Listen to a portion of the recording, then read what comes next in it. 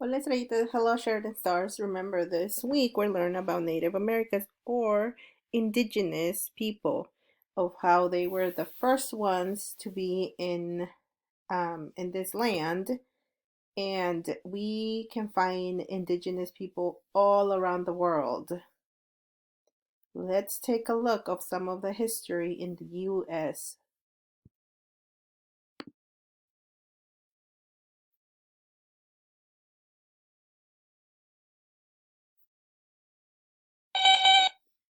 It's a monument to the American Indians who fought in the Battle of Little Bighorn.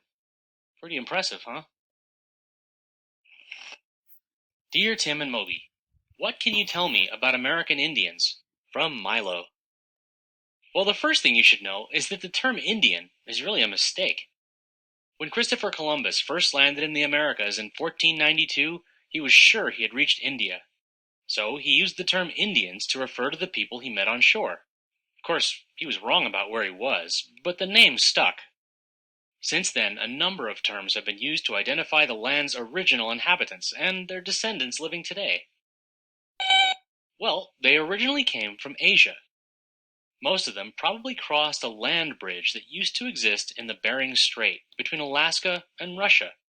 There's still some debate about when the first people came over, but it was definitely more than 10,000 years ago. These first immigrants gradually developed into thousands of separate societies, each with its own language and culture. Some tribes were nomadic.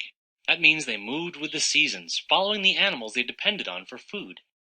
Other groups mastered farming, allowing them to build permanent settlements.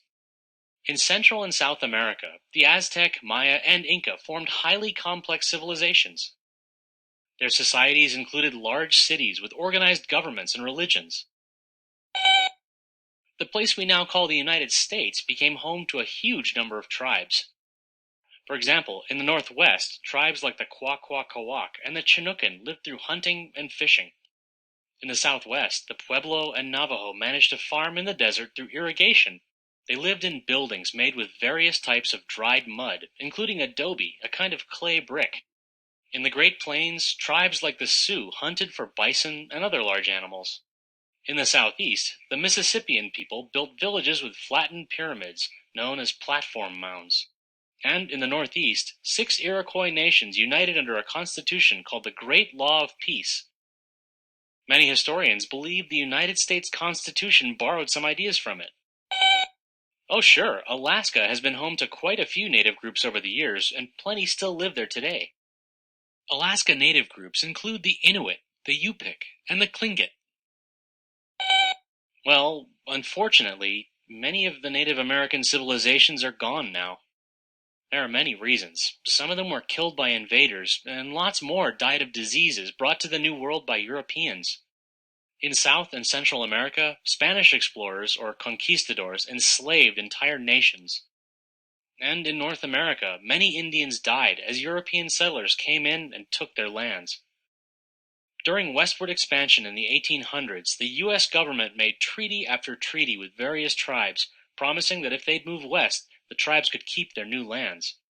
But the government kept going back on its promises, and it often used brute force to take American Indians' territories.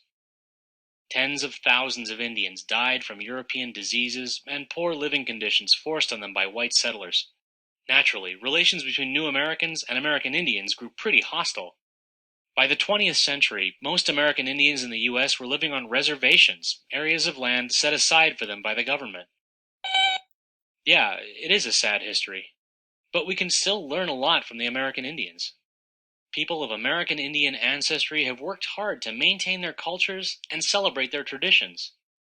Speaking of which, they're showing a movie back at the center. Want to go? Alright, let's do it.